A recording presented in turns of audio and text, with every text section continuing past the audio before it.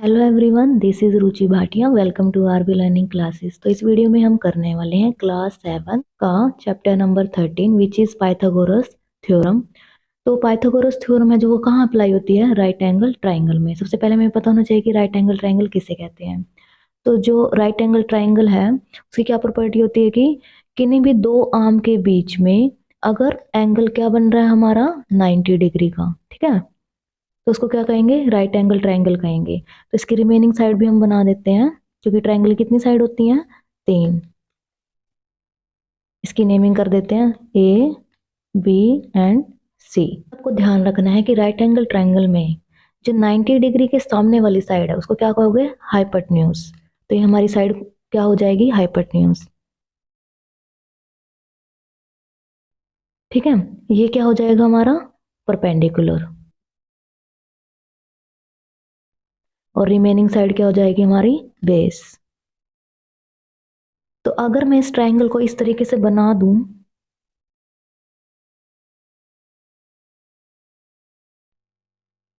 A B C, तो इसमें hypotenuse की क्या वैल्यू होगी?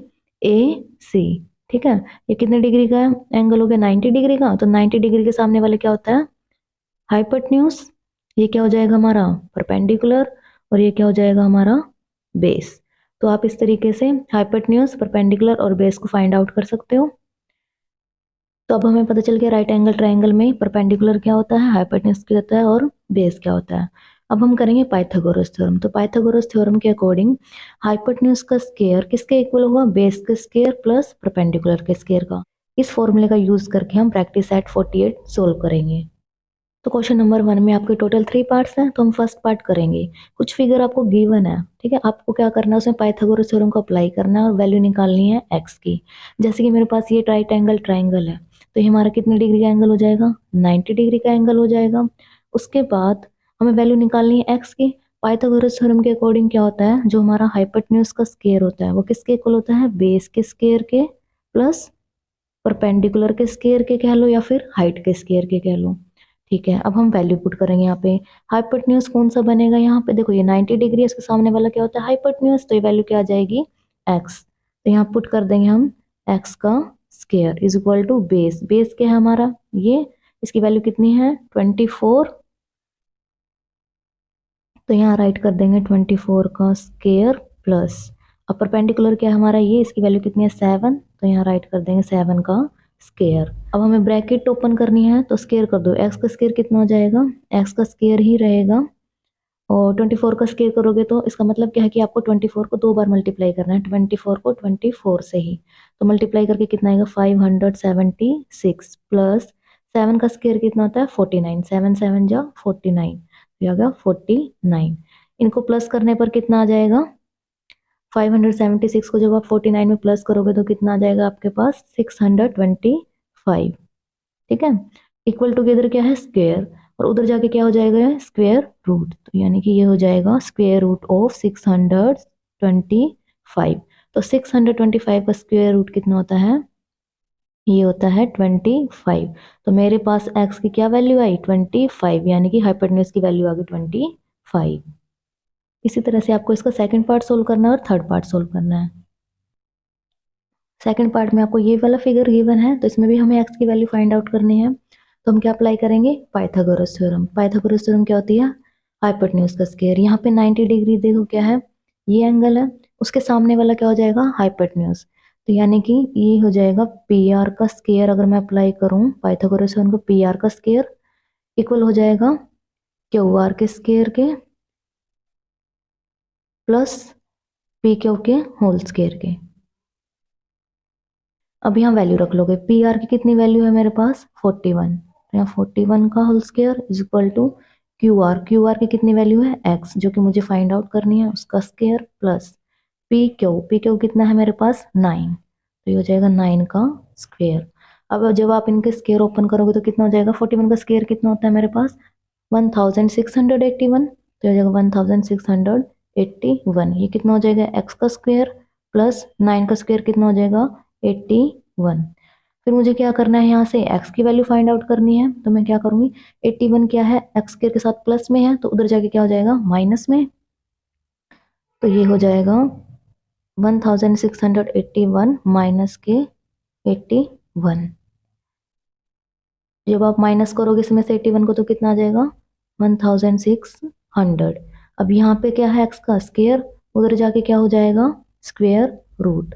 तो 1600 का स्क्वायर रूट क्या होता है 40, क्योंकि 40 को जब आप 2 बार मल्टीप्लाई करोगे तो कितना आ जाएगा 1600। तो ये वैल्यू निकल आई x की 40। तो थर्ड पार्ट है मेरे पास, ये फिगर गिवन है, इसमें भी क्या करेंगे पाइथागोरस थ्योरम अप्लाई करेंगे। तो क्या कहते हैं पाइथागोरस थ्योरम, हाइपोटेन्यूज का स्क्वायर, हाइपोटेन्यूज क्या है इसमें ये 90 डिग्री, इसके सामने वाला क्या हो जाएगा हाइपोटेन्यूज, इसका नाम क्या आ जाएगा ई एफ।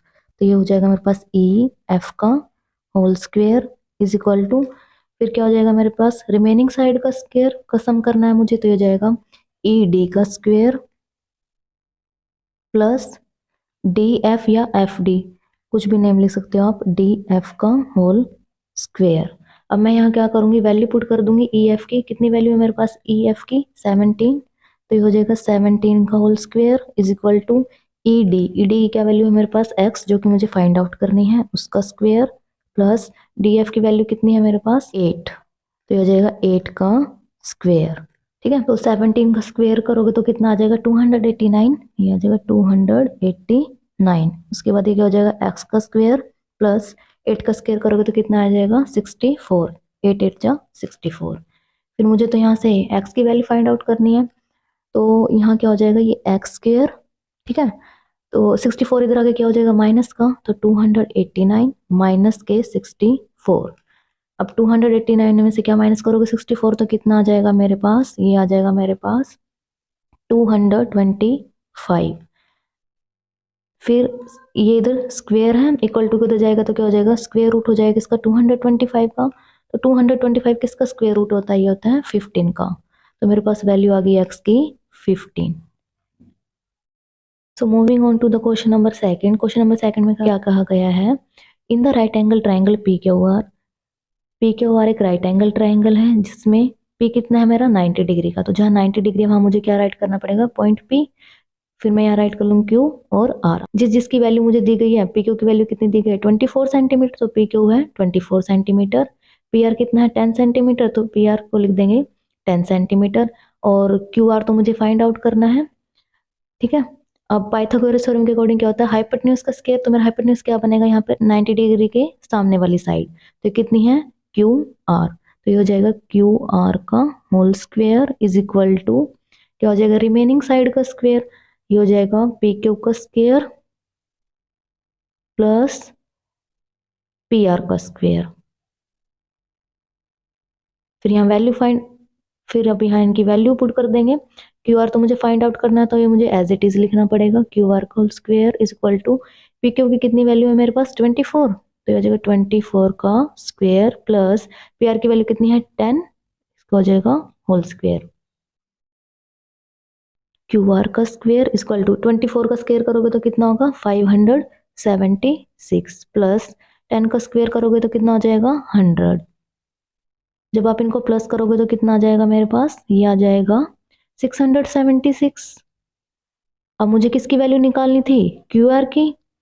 ठीक है, तो ये स्क्वायर है, उधर जाके क्या बन जाएगा स्क्वायर रूट बन जाएगा किसका 676 का, और स्क्वायर रूट क्या होता है 676 का 26, तो ये मेरे पास आ जाएगा 26 सेंटीमीटर, और यही हमें फाइंड आउट करना था।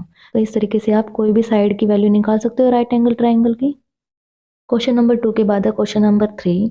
इन the right angle triangle L M N, angle M is 90 degree if length of segment LM is equal to 12 centimeter and length of segment LN is equal to 20 centimeter, find the length of segment MN। जैसे आपने question number 2 किया है इसको वैसे solve करना है, तो एक राइट एंगल ट्राइंगल ड्रॉ कर लेंगे। क्या दिया हुआ है कि एंगल M 90 डिग्री है, तो मैं अगर यहाँ 90 डिग्री एंगल बनाया है मैंने, तो इसको क्या नाम दूंगी मैं M, ये हो जाएगा मेरा N, ये हो जाएगा L। ठीक है, फिर क्या लगाएंगे हम पाइथागोरस थ्योरम। तो पाइथागोरस थ्योरम के अकॉर्डिंग क्या है, अब तो आपको लर्न भी हो गया होगा कि हाइपोटेन्यूज का स्क्वायर किसके इक्वल होता है बेस के स्क्वायर प्लस परपेंडिकुलर के स्क्वायर के, या फिर इन अदर वर्ड्स हम क्या कह सकते हैं हाइपोटेन्यूज का स्क्वायर किसके इक्वल हो जाएगा sum of squares of remaining sides.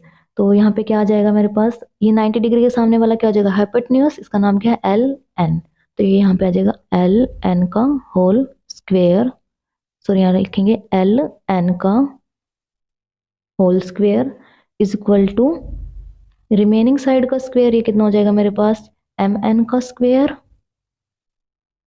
Plus L M का स्क्वायर। तो मैं यहाँ वैल्यू पुट कर दूंगी, एल एन की वैल्यू गिवन है मेरे पास कितनी है 20 सेंटीमीटर, तो यहाँ राइट कर दोगे 20 का square is equal to M N की वैल्यू तो मुझे फाइंड आउट करनी है, इसको एज इट इज राइट कर दोगे एम एन का whole square plus L M, कितनी वैल्यू है इसकी 12, तो हो जाएगा 12 का स्क्वायर। अब यहाँ से स्क्वायर ओपन करोगे तो कितना आ जाएगा 20 का स्क्वायर, ये आ जाएगा 400, ये कितना हो जाएगा एम एन का होल स्क्वायर प्लस 12 को स्क्वायर करोगे तो कितना आ जाएगा 144। अब मुझे किसकी वैल्यू निकालनी है, एम एन की वैल्यू निकालनी है। देखो ये 144 है, इधर इक्वल टू के इधर प्लस का, तो उधर जाके क्या हो जाएगा माइनस का, तो हो जाएगा 400 माइनस के 144। जब आप 400 में से 144 माइनस करोगे तो कितना आ जाएगा मेरे पास, यहाँ पर ये आ जाएगा 256। यहाँ पर क्या है एम एन का स्क्वायर, उधर जाके क्या हो जाएगा स्क्वायर रूट, तो ये हो जाएगा स्क्वायर रूट ऑफ 256। तो 256 किसका स्क्वायर रूट होता है, ये होता है 16 का। ठीक है, यही वैल्यू निकालनी थी मुझे एम एन की, तो ये आ जाएगा length of segment M N is equal to कितना आ जाएगा 16 सेंटीमीटर। तो लास्ट क्वेश्चन है इस प्रैक्टिस सेट का, question number 4। The top of a ladder of length 15 meter reaches a window 9 meter above the ground. What is the distance between the base of the wall and that of the ladder? तो एक ladder लगाई गई है window तक, ladder का जो length है वो कितनी दे रखी है 15 मीटर, और जो विंडो है हमारी ग्राउंड से कितनी दूरी पे है, वो 9 मीटर की दूरी पे है। ठीक है, तो यहाँ हम क्या करेंगे, इस गिवन डेटा को यूज करेंगे और हमारी राइट एंगल ट्रायंगल ड्रॉ करेंगे। तो देखो मान ली मैंने, मेरी ये विंडो कहाँ पे है, यहाँ पे है, तो बेस से लेके जो विंडो का डिस्टेंस है वो कितना दे रखा है मुझे 9 मीटर। ठीक है, ये हो गया 9 मीटर। फिर मुझे क्या कहेगा जो लैडर है, ठीक है, यहाँ मैं क्या करूँगी बेस को ड्रॉ कर लूँगी पहले तो। फिर जो मेरी लैडर है उसका डिस्टेंस ग्राउंड से कितना दे रखा है मुझे, या फिर जो हमारी लैडर है उसकी लेंथ कितनी है मेरे पास 15 मीटर, ये 15 मीटर लेंथ होगी लैडर की। ठीक है, अब हमें क्या करना है, इसका नेमिंग कर देंगे हम। तो सपोज मैंने यहाँ राइट कर दिया L, यहाँ हो गया M, यहाँ हो गया N। ठीक है, आप अपनी मर्जी से यहाँ P Q R कुछ भी नेमिंग कर सकते हो, ABC एक्सेट्रा। तो अब यहाँ क्या करेंगे, हम पाइथागोरस थ्योरम अप्लाई करेंगे। पाइथागोरस थ्योरम क्या कहती है कि इसमें सबसे पहले क्या करेंगे 90 डिग्री एंगल ड्रॉ कर लेंगे, होगा हमारा 90 डिग्री का एंगल। इसके सामने क्या होता है हाइपोटेन्यूज, तो हाइपोटेन्यूज की वैल्यू कितनी आ गई मेरे पास 15। ठीक है, तो यहाँ अप्लाई कर देंगे, ये हो जाएगा एल एन का whole square equal to M N का whole square plus L M का होल स्क्वायर। अब यहाँ क्या करेंगे वैल्यू पुट कर देंगे, तो एल एन की वैल्यू कितनी है 15, तो मैं 15 राइट कर दूंगी। उसके बाद एम एन तो मुझे फाइंड आउट करना है, इसको एज इट इज लिख देंगे। फिर एल एम की वैल्यू है 9, तो हो जाएगा 9 का स्क्वायर। ठीक है, 15 का स्क्वायर कितना होता है मेरे पास 225, हो जाएगा 225, ये हो जाएगा एम एन का होल स्क्वायर, क्योंकि इसकी तो वैल्यू मुझे फाइंड आउट करनी है, प्लस 9 का स्क्वायर कितना हो जाएगा 81। अच्छा, आपको स्क्वायर ऐसे नहीं करना है कि यहाँ पे ऐसे कर दो 9 2 जा 18, नहीं, आपको क्या करना है स्क्वायर कैसे करते हैं कि जैसे 9 का स्क्वायर करना है, ठीक है, स्क्वायर ऑफ 9 है, तो क्या करोगे 9 की मल्टीप्लाई किससे करोगे 9 से, और 2 बार करनी है, तो कितना आंसर आ जाएगा मेरे पास 81। तो यहाँ लिख दोगे 81। उसके बाद मुझे वैल्यू किसकी निकालनी है एम एन की, तो मैं यहाँ लिख लूँ एम एन को इधर इक्वल टू, ये 81 इधर प्लस क्या, उधर जाके क्या हो जाएंगे माइनस के, तो 225 के साथ 81 हो जाएंगे माइनस के। ठीक है, अब यहाँ से क्या हो जाएगा मेरे पास एम एन का whole square is equal to 225 में से जब आप 81 माइनस करोगे तो कितना आ जाएगा ये 144, तो ये 144। अब मुझे वैल्यू निकालनी थी किसकी एम एन की। ठीक है, ये स्क्वायर है, उधर जाके क्या हो जाएगा इक्वल टू के स्क्वायर रूट हो जाएगा, तो ये हो जाएगा स्क्वायर रूट ऑफ 144। तो 144 का स्क्वायर रूट क्या होता है मेरे पास 12, तो ये आ जाएगा 12। तो एम एन की वैल्यू कितनी आई मेरे पास 12 मीटर, और एम एन क्या था मेरे पास, ये क्या था डिस्टेंस था किस किस के बीच का, बेस ऑफ द वॉल और दैट ऑफ लैडर। तो यहाँ लिख दोगे इसको कि द डिस्टेंस बिटवीन किसके बीच का, the base of the wall and that of